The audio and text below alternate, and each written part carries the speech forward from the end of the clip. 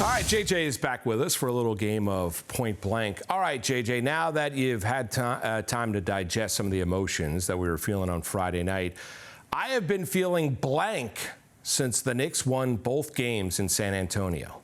Moose, I have been feeling euphoric that the Knicks go and win the first two games in Syracuse. San Antonio. I know you're proud of that Syracuse education. And look, nobody had on their bingo card the Knicks going and winning the first two games of this series. They overcome the 14-point deficit in game one, and then in game two, it's survival mode. It looked like they were yucking it up. They can basically thank their lucky stars that Victor Wembanyama turned the ball over. He doesn't get help from De'Aaron Fox and Stephon Castle.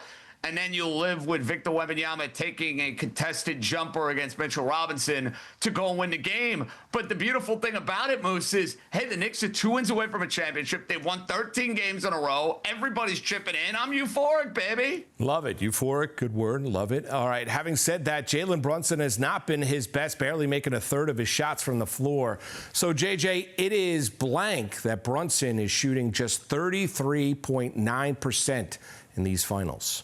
Moose, to me, it is surprising that Jalen Brunson is shooting like this. And I understand that San Antonio has a lot of physical defenders that they could throw the way of the Knicks captain. That said, you just expect him to be more efficient. But doesn't it speak volumes that Jalen Brunson is shooting 33% and the Knicks are up 2-0 in the series? Why? Because they have a team and everybody's chipping in.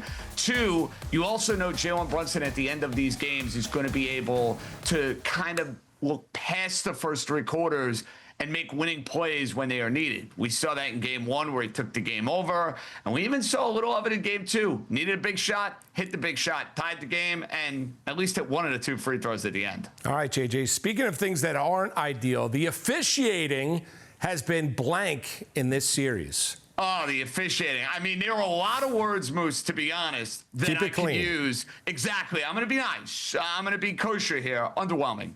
The officiating has been incredibly underwhelming in the first two games of this series. Game number one, it felt like it was the WWE, for goodness sakes, and nothing was called. Game two, Tony Brothers, two hideous calls on Karl Anthony Towns. His third foul and his fourth foul thankfully did not play a role in this thing.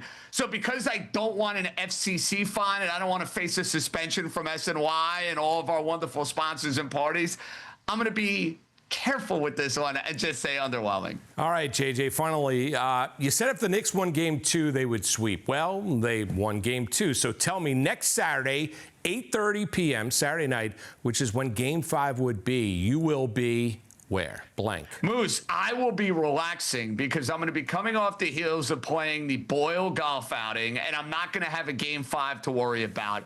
I'm going to be able to sit back, crack open a cerveza. I don't know, a little baseball might be on, maybe watch a show with the wife. I am not going to have to worry about game five of the NBA Finals because, as I said, after game number one, Knicks win game two on the road. This baby is ending in 4. So, Moose, I'm not putting a kibosh on that. Yeah. Positive vibes, baby.